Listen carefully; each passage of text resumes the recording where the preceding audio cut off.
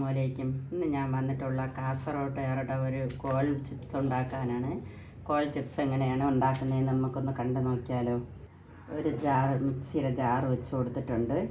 ഈത്തപ്പഴം നമുക്ക് അതിലിട്ട് കൊടുക്കാം. 1 ടീസ്പൂൺ മുളക് പൊടി ചേർത്ത് കൊടുക്കാം. 1 ടീസ്പൂൺ പഞ്ചസാര ചേർത്ത് കൊടുക്കാം. ഉപ്പ് ചേർത്ത് കൊടുക്കാം. ചെറിയ പീസ് പുളി ഇട്ട് കൊടുക്കാം. മല്ലിയിലൂടെ ചേർത്ത് കൊടുക്കാം. എന്നിട്ട് നല്ല രീതിയിലൊന്ന് അരച്ചെടുക്കാം. നമുക്ക് ഇതെല്ലാം അരച്ചെടുത്തിട്ടുണ്ട്. കണ്ടോ, ഇതിങ്ങനെ തിന്നാനും അടിപൊളി ടേസ്റ്റാണ്.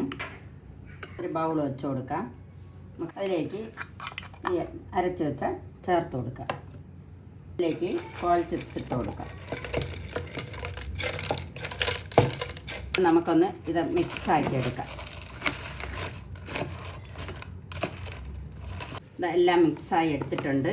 ഇനി നമുക്ക് കഴിച്ച് നോക്കാം. നല്ല ടേസ്റ്റാണ്, അടിപൊളി ടേസ്റ്റാണ്.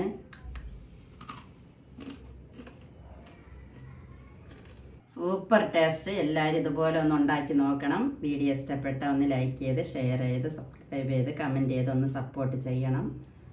Thank you.